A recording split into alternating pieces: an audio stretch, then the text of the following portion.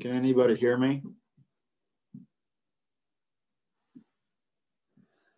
Yes, no, maybe. Yeah, I can hear you, Hunter. All right, good.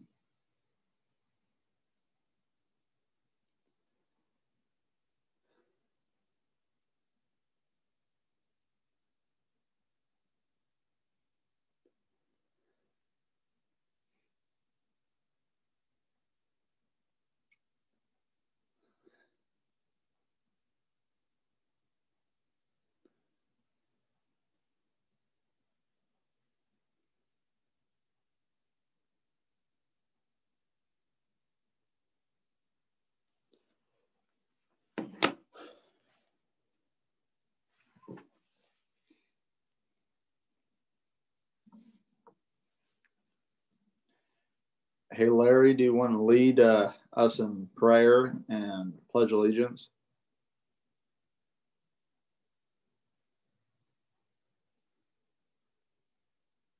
I can't hear you. Hold down your space bar, Larry. It'll unmute you.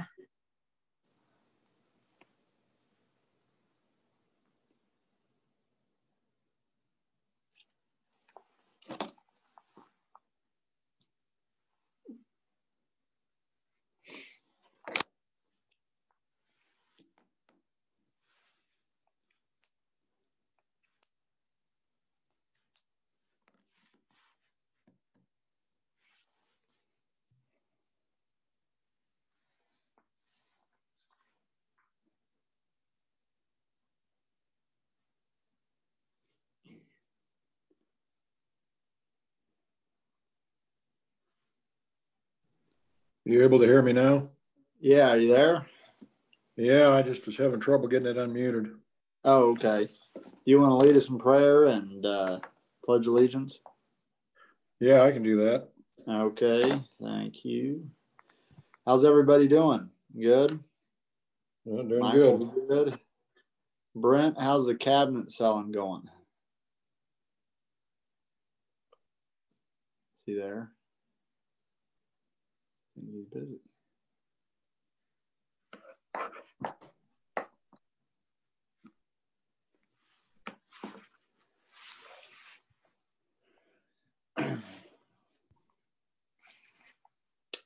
Is Brian there? I'm here, Mr. Mayor. Okay. Is Dan Funky with us as well? Yes, he showed up at City Hall. Oh, he showed up. Okay. Okay. All right. Does anybody know how I can get the agenda on the screen? All I'm seeing is my picture. I just printed mine off, but is there a way to do that?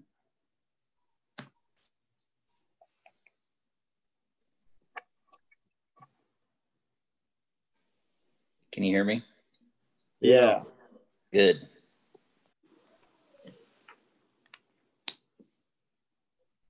I don't know how to do that, Larry. Upper right-hand side, there should be a whole bunch of little boxes and it'll say view. If you click on it and then click on side-by-side gallery, it'll show all of us, and then it'll also show what the city council meeting screen shows. 5 seconds, 7. But if you're on an iPad, I don't know if that's the same option because I use my computer. I'm on an iPad right now. Larry, if that's the case, you can pull up in the middle of your screen from the bottom. You just make a finger motion, and then you can go click into whatever application you want and go back and forth. I don't know how to do a split screen, but I know that'll work.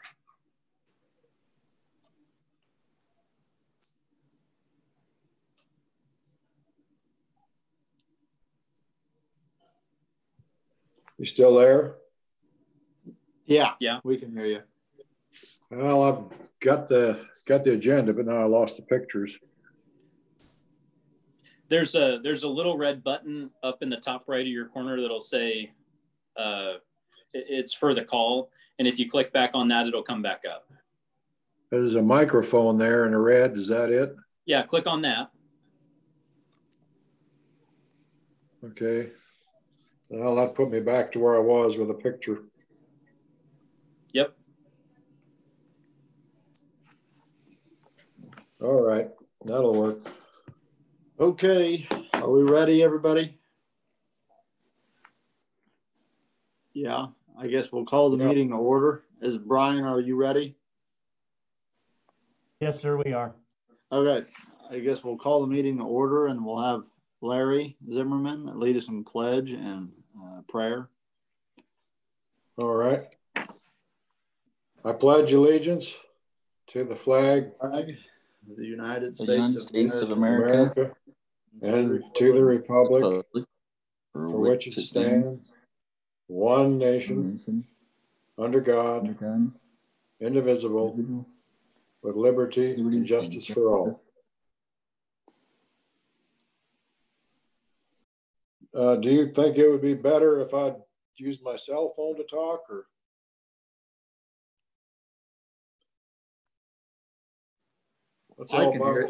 I can hear you, Larry. Okay, this works great. Yeah.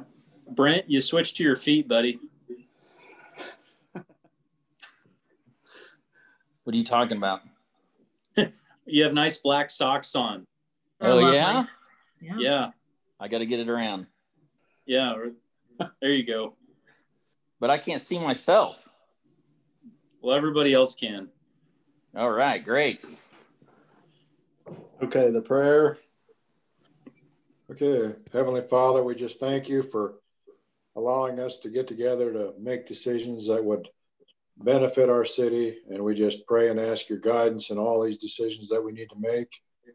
We pray that you would be with us in our meeting, and that you would be with the president as he's going through his time of COVID, and that you would be with America as they are in unrest and are looking for a way to make America better. We ask these things in Jesus' name. Amen. Amen. Okay, approval of the minutes, approval of the agenda. I make a motion to approve the agenda. Okay, motion by Larry. Second. Second by Michael. All in favor, say aye. Aye. Aye. Aye. Okay, motion passes. Do we have any people wanting to talk? Do we know? Citizen comments? No, sir, no one is in the queue. Okay, all right. Well, then we'll move on to the next item. Item F, consent agenda. Did everybody take a look at the accounts payables and approval of the minutes?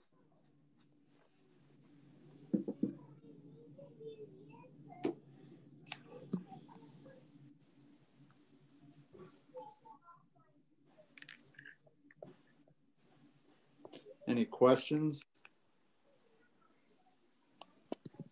None? Okay, well, I guess I'll look for a motion. A motion to approve the minutes. Okay. Motion by Brent. Second. Second by Michael. All in favor, say aye. Aye. Aye. Okay. Moving on. Item G, or there's nothing in G. Item H1, Lions Club request. Honorable Mayor and Council, I have Mr. Dan Funky here. I neglected to tell him that it was a Zoom meeting, so that's my fault. So he's going to pop over in my chair and give his presentation really quick. Okay.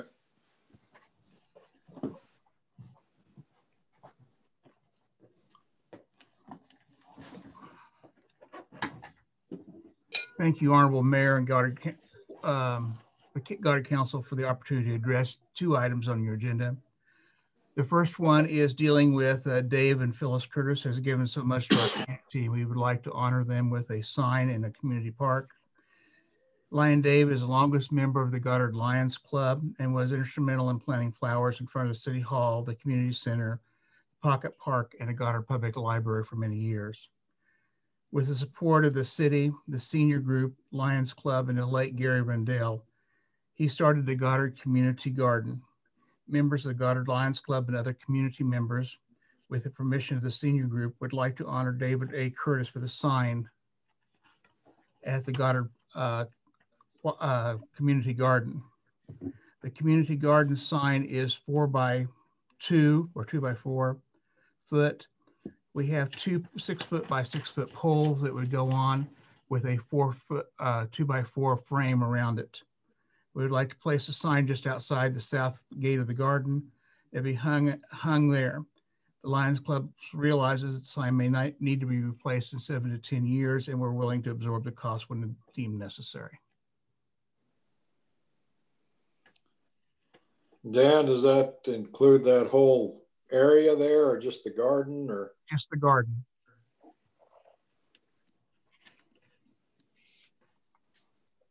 I guess, is it just a simple motion? We just vote on letting the Lions Club hang it up? Is that correct? I would make that motion. Second. Okay. Motion by Larry, second by Brent. All in favor, say aye. Aye. Okay, motion passes. So H2. The second, Hunter, we got a second request. I'm sorry. Oh, there's a second one? Okay. Yes. You know, the Goddard Lions Club sorry, Mr. Mayor, has been around since 1956 in our community. And we have 5 major objectives that we try to use as priorities for using our money that we've gained off of the fireworks stand and other endeavors that we use during the year. They include childhood cancer, the environment, diabetes, vision, and hunger. To this end, the club has authorized $3,000 towards planting trees in the Goddard area, specifically in the area of 23rd and Pawnee. With the current prices, we anticipate we can purchase between 8 and 10 trees of a 3-inch diameter, and that would be sufficient. We have been working with the city maintenance people, Brooke and Chris, and have priced trees, and we offered to help them with other planting of trees if they wanted to buy more of those. We'd asked that the city would mark where they want these trees placed, and we would know that because we know that there are pipelines down there and possible future plans are for the area. We've offered to plant other trees. I said we're working with the city to acquire a 48-inch auger to plant these trees also, and are working to, if we need to get mulch, if the city doesn't have mulch, to get mulch and place it around the trees and put the proper stakes that the city warrants there. We know that water may not be possible because they may be far enough away from the hydrant to not make it possible, and we're willing to water the trees for 1 year. We have done a lot in the community in the years past. We originally bought the original park down at across from where the pool is now, this Lions Club, and dedicated it to the city in the middle 70s. We have given playground equipment to that park and also to the linear park. We have built the diamonds with the cities and school districts' help to the original diamonds down at the Discovery Intermediate, and we built the Pocket Park. So all those projects, we feel that we've made a community effort to try to work as hard as we can to make as viable as we can the part of a Lions Club in the community. Okay. Is there any, so it's pretty much Lions Club is just planting the trees and they're wanting permission and we're giving you guys the locations, or is there any cost that's going to be accrued by the city? No cost to the city unless the city desires to buy additional trees that we would actually help them plant. Okay. Mr. Mayor, the city usually plants around $6,000 worth of trees a year, so this gives us a 50% increase over that. Okay. Okay. And we at Public Works are working to come up with good locations for those trees so we don't just put them in the ground without a plan. And we've come up with several locations. Okay. Okay. Well, I look for a motion or any more questions. Do we have an idea what kind of trees there were again? We've asked the city maintenance department to make that decision on those type of trees. We know that we want to go with 3-inch diameter trees to make sure that we have a good start on those trees and they are substantial in it.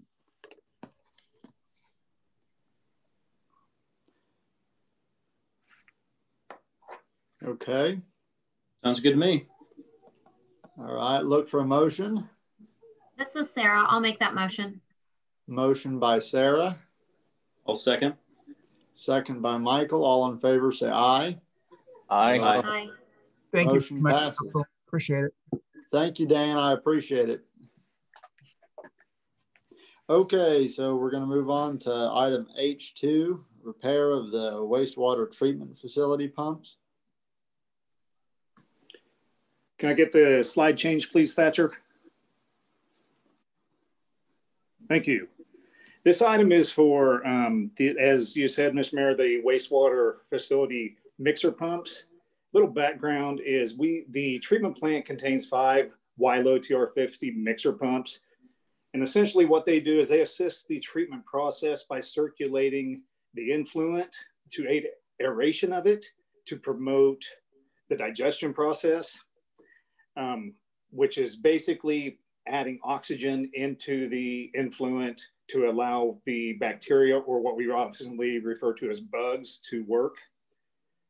Without these operational pumps, the solids will settle on the bottom of the plant and they'll form a layer of sludge that causes the plant to go septic, i.e. it will have no oxygen and it will not enough oxygen to sustain the bacteria levels needed. Currently, we got 3 of those 5 pumps are inoperable and require maintenance. The pumps will require different levels of maintenance. All will require a rebuild, because when we have them out, we definitely want to rebuild them as long as we're having maintenance done. Others will require replacement parts, but we will put new lubricants in all. Next slide, please. Here are the 3 pumps. Pump number 1, we knew that this pump needed maintenance. It was in the plant. It wasn't working properly.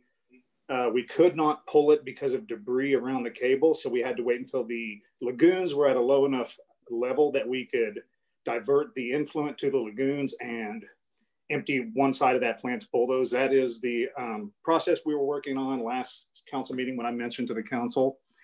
Once we got that empty, we were able to pull that pump and we know what it needs. Pump number 2 was one that surprised us when we got the plant empty. We realized that it had quite a bit of problems and needed some work. And so we pulled it as well. Now, pump number 3, as you can see, is undiagnosed. That's because once we filled the plant back up and came back up online, whether it was from being shut off or whatever, this pump failed as well. So unfortunately, instead of having 1 pump that we knew we were going to have to work on, we have 3 now that are out that we're going to send to the manufacturers for maintenance and rebuilds. Next slide, please. So as I said, the 3 of the 5 pumps in the plant have failed, and without them, we are unable to keep the bugs alive to properly treat the waste. We need to fix the pumps. We need to send them to Fluid Equipment for repairs, and it will take could take up to 12 weeks. And as I showed in the table, the costs vary per mixer pump depending on parts that need replaced. Next slide, please. The total cost of this is $14,622. Hunter, could we go back real quick to the table, please? Something I failed to point out on this table is we know the cost for the first 2 pumps.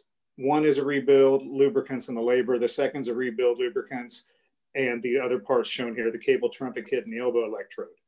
The undiagnosed pump, I am requesting a cap of $6,000 on it. We anticipated only requiring a rebuild, lubricants, and the labor, which it should be $3,500. but I wanted to give us some breathing room in case when they get it apart, they find additional wear or parts that need to be replaced. Total cost of this is $14,622. Hunter, please go to the financial slide. Next one back, please. And it will be, that expenditure will be allocated to sewer replacement reserve fund under treatment and processing. Legal is approved to form. Are there any questions? I had two of them. One of them was, didn't that pump failure show up when they were looking at the screens as far as how the efficiency was running?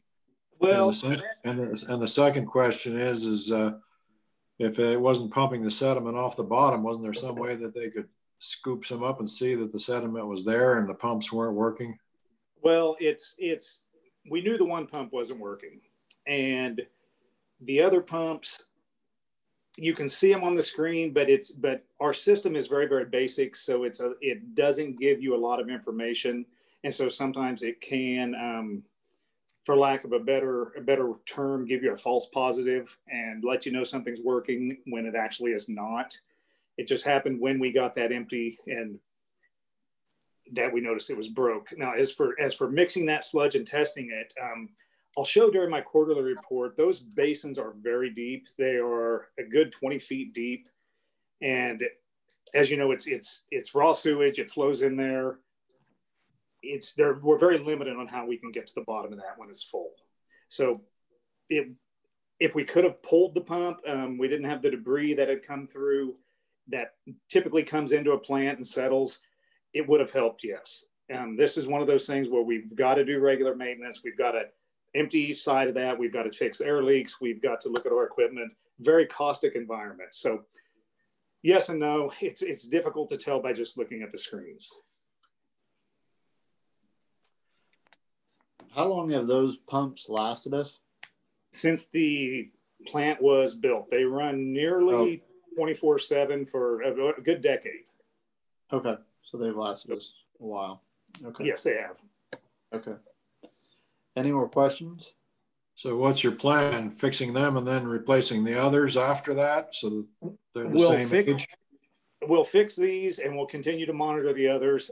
We hope not to get in a situation where we have one that's not functional and down in the influent that we cannot pull out.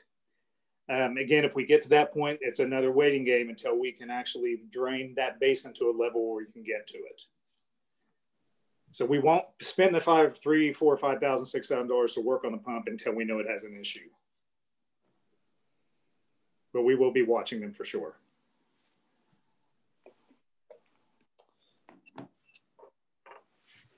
If there are no more questions, my recommendation to the council is to approve the repair of the 3 WILO mixer pumps for the amount of $14,622.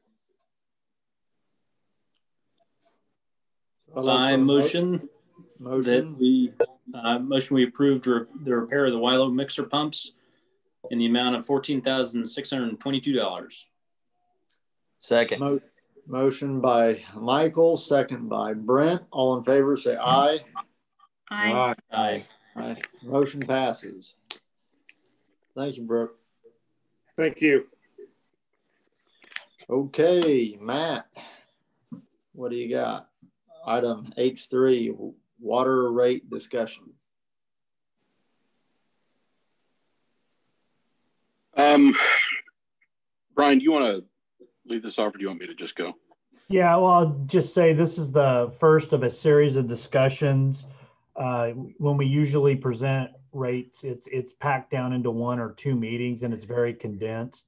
So because there's been a lot of discussion over this over time and seems to have been some miscommunication previously, we want to make sure that we take our time in discussing this. So this evening's presentation will be just a discussion of our current rate structure and the composition of debt for that, with the next meeting being a comparison of our rates to other suburban rates, followed by in November, a discussion on rate structure and how we want or need that to be going forward.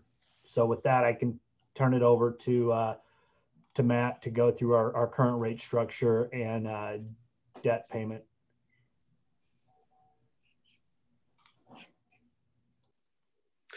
So this chart here just shows what the for the water and sewer fund, what the rate structure is. The top line of each section is the most current, the current rate, and then the lines below those will show what they were changed from. Then this goes back to the new rates being established in 2015 when we added the debt service for the water fund, when we started paying the debt service on the water supply line. So currently the base rate for the water fund is $7.50. The debt service, which is part of that, which is part of the overall base rate for water, is $12.44, which is a total of $19.94 as a base for our water customers. As far as usage is concerned, this the first number there, $1.50. That's $1.50 per 1,000 gallons for anything over 2,000 gallons. So essentially, for water customers, the first 2,000 gallons are included in the base rate. Anything over that per 1,000 is $1.50. The $1.50 is for 2,000 to 5,000 gallons of usage. It goes up to $1.75 per 1,000 gallons for 5,001 to 10,000 gallons per month usage. And then finally, it'll be $2 per 1,000 gallons for all water sold over 1,000 gallons usage per month. And that is for a, this number here is for a residential in-city customer, which is about over 3/4 of our total customer base. The base rate is higher for customers over customers, other categories of customers, excuse me. For residential customers outside the city limits, the debt service rate is still $12.44, but the base rate is $19, and that includes the first 2,000 gallons of usage. Non-residential customers within the city pay the same debt service rate, but the base rate is $14 minimum per month. Non-residential customers outside the city limits pay $23 minimum per month. And then bulk water sales start at $28 for the first 1,000 gallons of use. For sewer rates, it's a little bit, stay on this chart for now. The minimum monthly charge for sewer is $31.37. There's also a debt service of $27.95. For the total minimum monthly payment for sewer is $59.32. That includes all of our customers, regardless of their category. In that next column over where you see $1.65 per 1,000 gallons, that's operation and maintenance surcharge on our non-resident customers and our residential customers outside the city. And then for our non-resident outside the city customers, there are categories of, that you see on the far right there, of $1.65 per 1,000 gallons of water usage. They also get charged that for sewer. But that's just taken on January and February's bill. Is that correct? It's based on their usage during the period where we calculate that, and I believe that is the billing for October, November, and December is when that calculation is done. Well, the rate the rate utilization is based upon state statute, and we do it in January and February, where the state allows a December through February determination. So it's non-peak usage for the consumption of sewer to determine the base rate, and that's by state statute.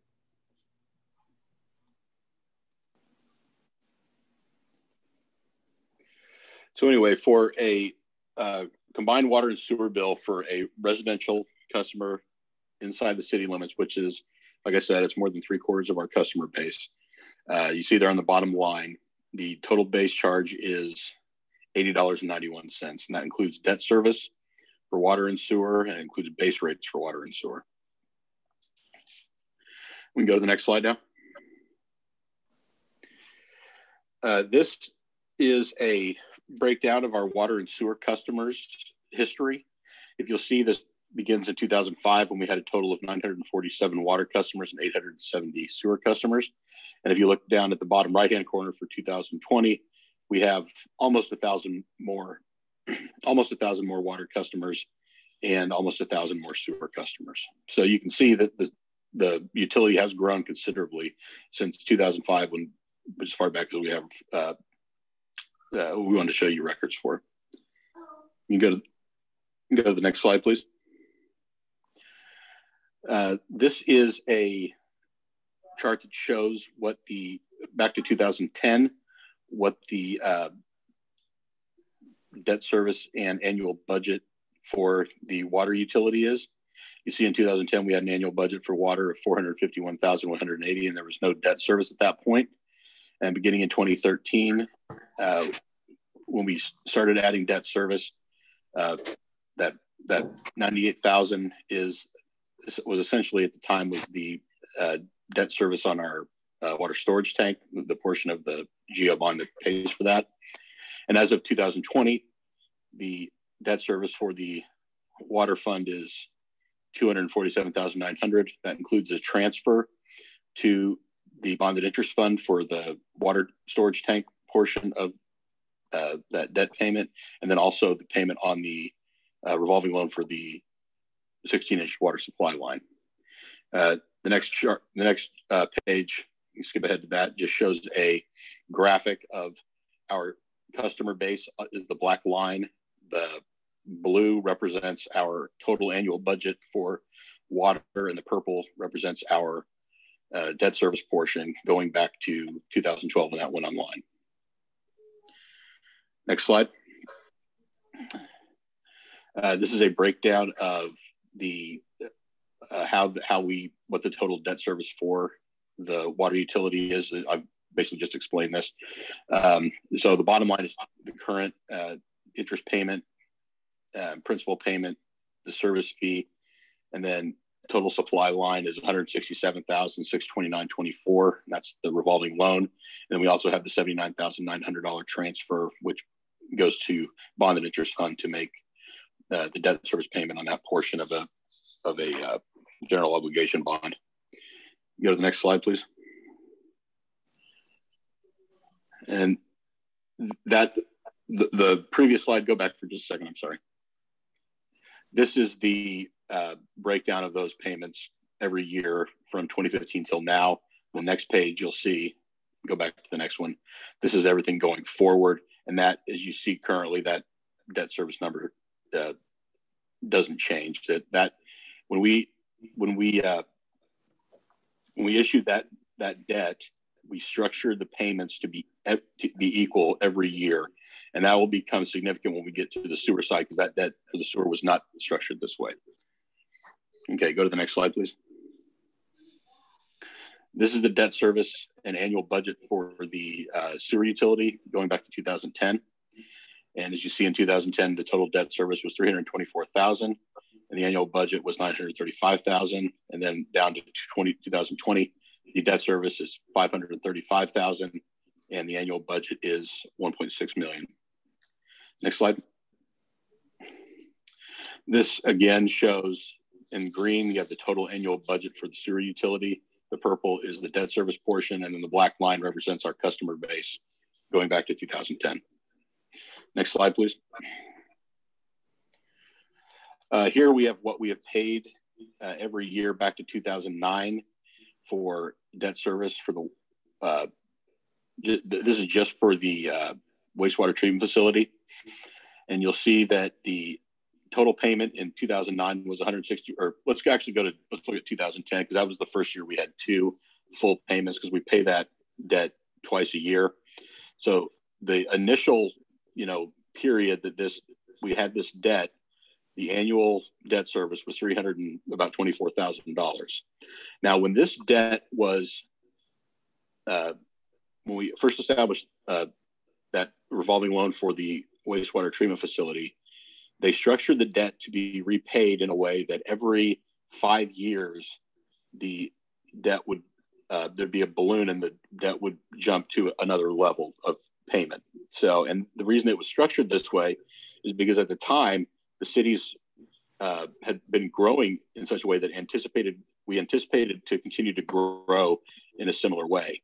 So we structured the debt this way so that as we grew more and more, we'd be able to capture the additional revenue from growth to make the higher debt payment. Unfortunately, the growth for the system has not been what we anticipated it would be. The city of Goddard grew from less than 2,000 people in the year 2000 to over 4,000 people in the year 2010. And we have not maintained that level of growth as we did in that first decade of the new century. So you'll see there that in 2014, when the second debt payment that year went up, we had a higher overall debt service payment. And then between 2015 and 2018, the total was 403,000. And then this year in 2020, when we have two payments at the next highest level, you'll see the total debt service payment is $500,000. And like I said, these are the payments we've made on that debt going back to 2009. The next slide, go ahead and fast forward to that, is our debt service payments annually until that revolving loan is retired in 2029. So you see again, this year in 2021, 22, and 23, we have a total payment of $500,000 a year in debt. Beginning in 2024, we'll be paying debt at the final level of that repayment structure, and that'll be $589,340 for 4 years. And then in the final year, we only make the first payment of the year, and that'll be the final payment on the note. It'll be $294,670. Next slide, please. And so that's, like I said, this is a breakdown of our rate structure, our customer level, which we have grown since 2005. It's just not growing at the pace that we anticipated growth to go when that revolving loan for the wastewater treatment facility went into effect. Do we have any idea how many houses or whatever it would take to match our debt? How many more new houses would it take? We haven't got into that level of detail yet, but I know that the original P&I, the principal and interest payment, was structured. And again, this was before my arrival, but they were anticipating something between 80 and 86 homes being added per year for that to be essentially a net neutral cost on the customers. Well, with that new hotel supposedly being built and the new houses being built, I mean, is that something we can figure into this as far as helping out with this debt payment? Well, we try for debt service particularly so we don't come up short. We try and avoid forecasting and dealing simply with what we know our capacity to pay is. So it's kind of like the rule of thumb or the best management practice is kind of the old adage of one in the hand's worth two in the bush. So we want to deal with as many known knowns as we have rather than forecasting what we project housing to be. That way we don't risk a default by not having enough revenue because we overestimated potential housing starts. But that's something that as we discuss rate structure 2 meetings from now, we can certainly look at giving you some scenarios for that. And one other question is there any way we can use some of the sales tax money to help on that or not? As a general rule, yes, we can. That's not common practice, but it's allowed by statute.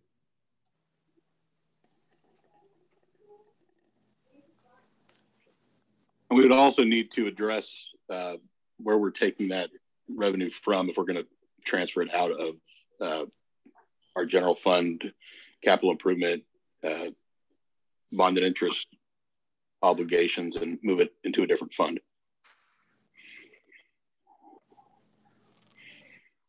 Well, we could have that option open at another meeting, right? Yes, sir. That would be 2 meetings from now. The first meeting in November is when we plan to discuss the actual structure.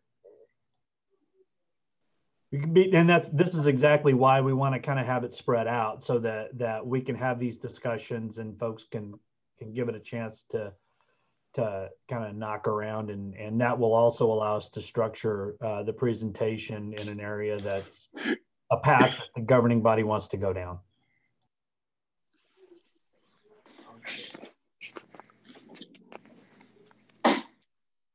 Is that the end of the presentation, Matt? That's the end of the presentation. Of course, if you would like, this was set up to be a discussion. So if you have any questions, if the board needs to discuss anything amongst themselves after seeing this information, this would be a good time to do that. So you said 2/3 are at the 8091 base rate right now? Yeah, 2/3 of our customers are our residential in-city customers are the majority of our customer base, and it's about 2/3 of our customers. So, and I know you're gonna go through it in the next 2 meetings, but ultimately, I guess the plan that we've discussed last time is we're pretty much going to push on more of the burden, or whatever you want to call it, onto the higher usage people, which is typically more commercial. Is that that's the game plan? That was the game plan when I presented that initially in 2019. But when I presented a rate structure based on that methodology, and at the time the council was not comfortable with that. So I would say that anything and everything is on the table as of right now. My concern about doing that is if you push it onto the higher customers, what happens if they cut usage back? Then that throws your whole scheme of collecting that money down the toilet. Are we,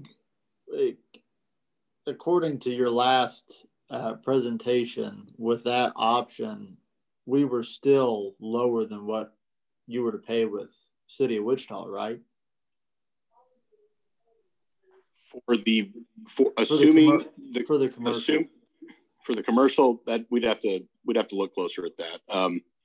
When I did that presentation, I was focusing primarily on lowering the bill for a residential in-city customer that used only the base rate, so they would not have any usage over 2,000 gallons, and that's a pretty low usage customer. That customer is probably 1 or 2 persons in the household at most, and that is the very base low usage that I base that on. So if we want to look at what it'll do to commercial customers, we need to take a closer look at that, because I didn't focus that rate structure on that at the time. I was just trying to get the base rate down for the low usage residential customer. That was our initial charge, if you will, was to see about trying to reduce the impact of our utility bills on fixed income residents. And so somehow it evolved into everybody was getting a rate cut rather than the fixed right rate. And I think that was a lot of the perception. So this 8091, I guess, what's the household head count for that base rate there? Well, we don't have any data on that. I'm just, I personally live alone, and I use, between 1,000 and 2,000 gallons a month, depending on the month, and I don't water my lawn. So like I said, and I have a small 2-bedroom house. So that my assumption is that a base rate customer who's not using more than the bare minimum is going to be you know, either living alone or one other person. Okay. Probably. And I'm not sure. I would guess, you know, the sort of the sweet spot for our, like if we want to say an average customer is somewhere in the 3 to 4 units of additional usage beyond the base. So we're talking, you know, 4,000 to 5,000 gallons a month is probably about an average for our average customer use is 5,000 to 6,000 based upon that January, February consumption rate. And it fluctuates every year, but usually it's easy math, 5,000. And then where the cost really would become a factor by having a consumption based, as far as an impact on our average customer, our average residential customer, would be those with irrigation systems that are on city water rather than having a well, because many of the HOAs require, you know, certain lawn maintenance and whatnot. So that's where folks might be thinking they would be getting a reduction, where if they're not on a well, they wouldn't see that reduction during the peak season, and in fact may actually end up paying more. So the average, the 5,000 to 6,000, might actually see an increase, is what we're saying. Correct. During the summer sessions where they're watering their lawns. Well, it's important to keep in mind that, you know, the budget is what the budget is, and it is funded completely from sales.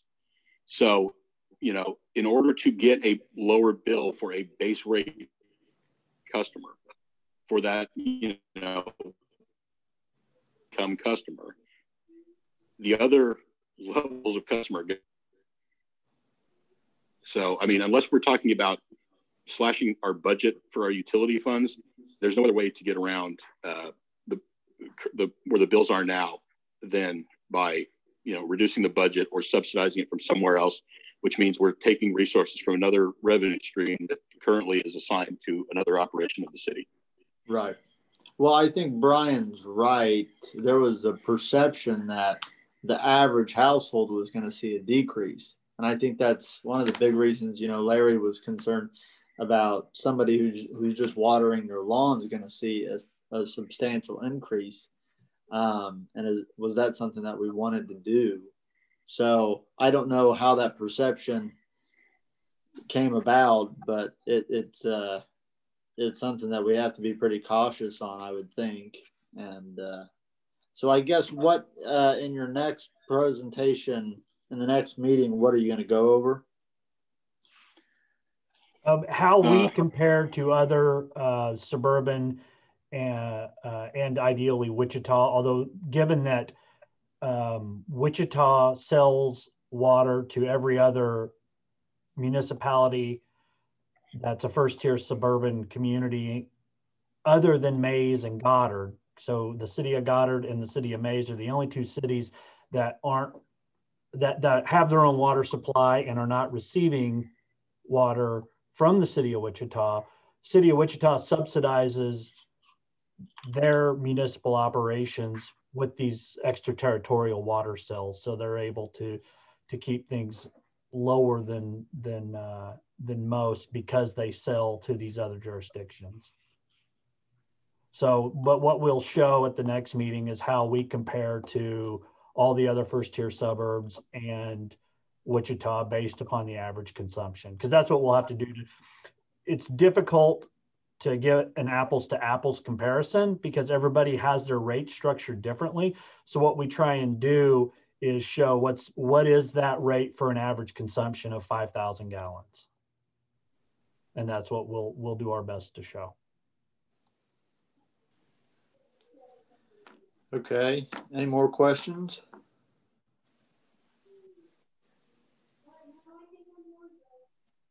Yes, none. So we'll go on to item I. And Matt, thank you. I'll look forward to listening to your next presentation, next meeting. So thank you very much. Please send me directly any questions you guys have or anything else you'd like to discuss during these presentations. Okay, Brian, are you getting questions from the public as far as different things, or not really? Regarding just usual social media that's, you know, relatively constant on the desire to have lower utility bills. And that's been the consistent message, but nothing specific. Okay. Okay. So item I, City Administrator's Report. Honorable Mayor and City Council. The Star Bond has seen one additional draw since the last meeting, and that means that the project balance has $372,000 remaining, or just under 1.5%. A lot of the work is prepay due to the complexity and specialized nature of the improvements. Next slide, please. The portion on the right-hand side, which has the full blue roof, that's the smaller, is the pool, and that's the public portion. With the roof that's under construction being the water park that will be attached to the health club, which you can see that pad that's poured facing us, and that's been extended from the September 17th image to include the daycare center on the left-hand side of the structure for the right side image. And then of course you can see that the asphalt for a good amount or sizable amount of the parking has also been laid at this point. Hey Brian, can you go back to the last slide? Yeah, could you please go back? So do you know, I guess, as far as the disbursements, how far we've gotten on construction? We know how much we've paid, but do you know which disbursement number we're at as far as construction is concerned? Yes, this is all for the interior pool works. Pretty much the last 12 and 13, with a portion of it also being the paving and fire lane. Okay. Okay. So, because a lot of that piping was pre-ordered back here around payment 10, 11, and 12. 10, 11, and 12. Okay. Okay. And they're currently in the process of digging out, the pools. Oh, okay. For that right now. And then the steel was delivered for the health club portion, but that's privately funded and not associated with the Star Bond funds in and of themselves. So the only, next slide, please, Thatcher. The right-hand structure and the ball fields, as well as the asphalt parking area, is what's included with the Star Bond. Now where the dirt area is at, you'll notice in and around the building, that is partially paid by public funds and partially paid by private funds. With the structure on the left-hand side, where the roof is currently under construction, being with the roof material on top being added right now, that is privately funded. And then the concrete pads that are poured here are all privately funded as well. Okay.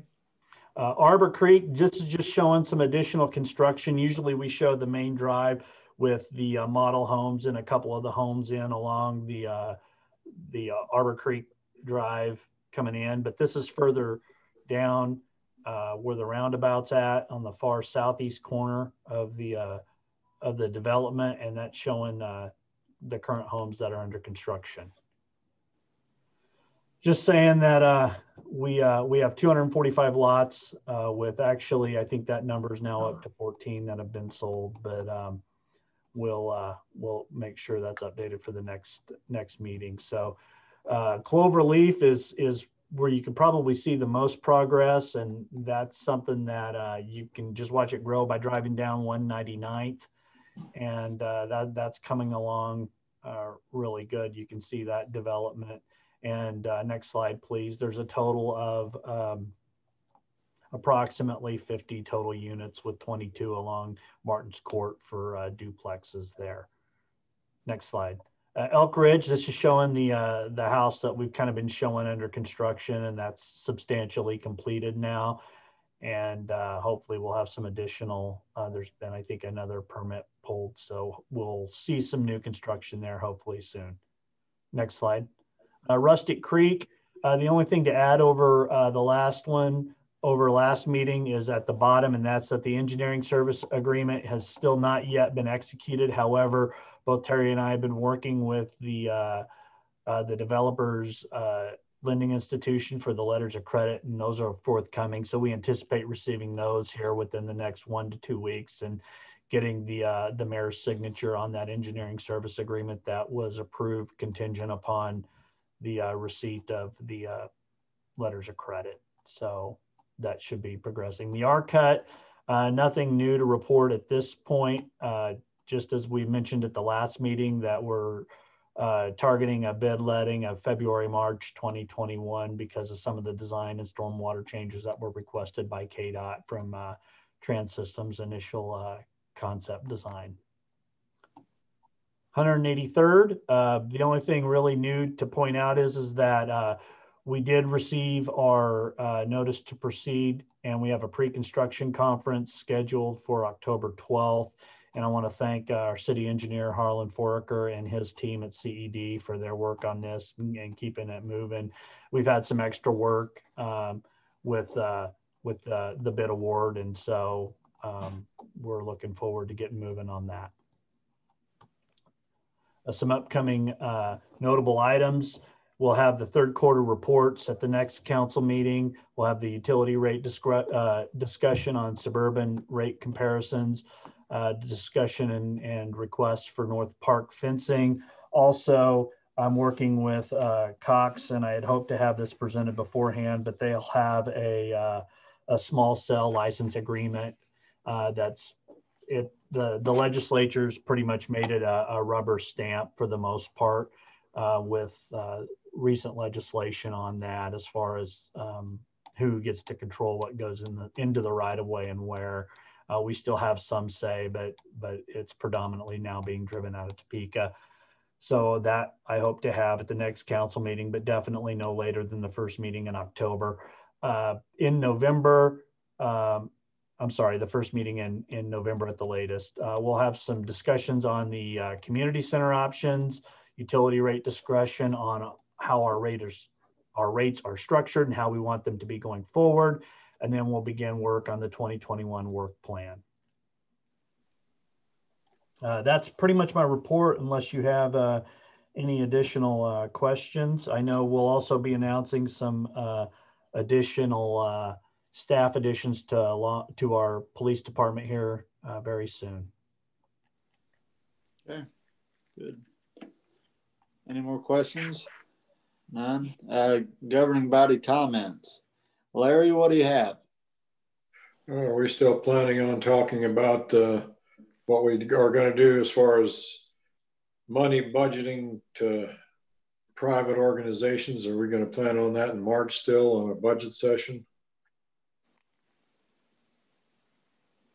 Like what we're going to give to the Women's Club and Lions Club? Yes, sir. We plan to send out letters here and have them. The groups that ordinarily receive funding will be making their presentations. The first presentation will be with the Women's Club in November. And so then from there, you'll be seeing also the Lions, Prairie Travelers, and the Chamber. And Brian, when I talked to you earlier this morning about it, Larry, that's a good question. When you talk to Angie from the Chamber, they don't seem to think that they're going to need any more funding for like events and stuff because they haven't used much of it. They will only be requesting for events that they've actually held. So okay. they may have a partial request, but certainly they're not. They do not, as I understand it, they won't be requesting funds for events that they haven't actually held yet. Okay, because they got the lump sum in the beginning. So, okay. And do we know anything about that hotel that they're building over there by the sports center? Is that going to start construction this spring, or do we know? We anticipate construction beginning here this quarter. I know that we've been working with, by we, the city, have done some preliminary tentative work with the developer and their lending institution, as well as their developer on that construction project. So we anticipate that starting here within the next couple of months, and are hopeful for a May 2021 construction or full facility open date. And I want to thank Micah for going around and start looking at some of the junk sitting around town, because it was starting to look pretty bad with untagged cars in the middle of yards and stuff. So thanks, Micah, for that. No problem. That's all I had. Okay, Sarah, what do you have? I don't have anything tonight. Okay, Michael, what about you? I am excited to get back to the Chiefs game, but aside from that, my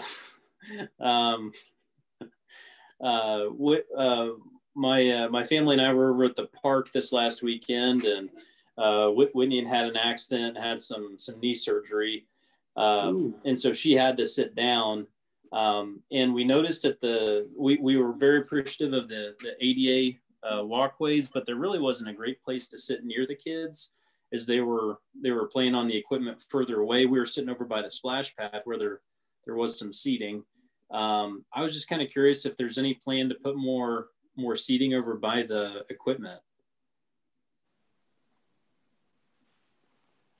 Brooke, do you want to speak more to that? Because you have a nice design and concept plan in mind. Yeah, sure. Yes, there is plans to put additional seating over, and we've also looked into some awnings.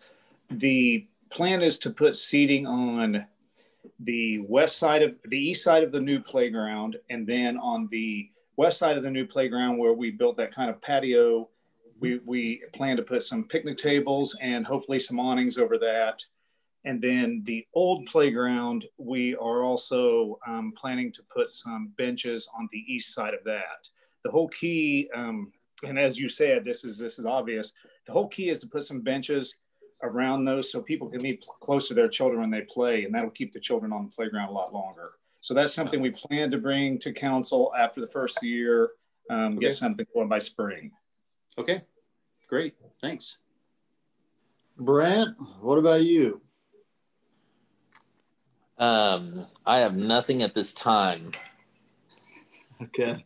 The only question I had was, I talked to Eric Poe when he was doing his barbecue deal, and I got dunked. He brought up that he's on the park board. How many members do we have on there, and do we have a chairman? Yeah, we haven't had a meeting in probably 6 to 8 months. The last time there was a meeting was for the dedication of the new playground equipment that went in Linear Park. How often are they supposed to have meetings? Ideally, we would have meetings.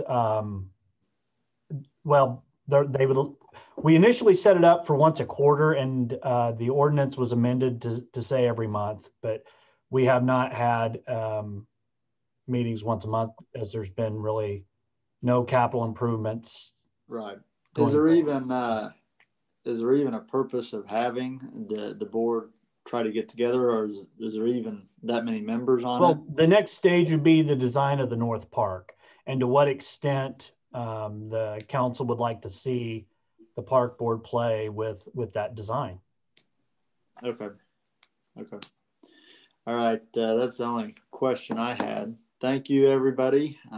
Thank you, Dan, and everybody who presented. Matt, I appreciate it. That's it. So if you guys have no other things, we'll adjourn the meeting. So, I'll make a motion to adjourn the meeting. Motion by Sarah, second by Michael. All in favor, say aye. Aye. Aye. Okay. Thank you, guys.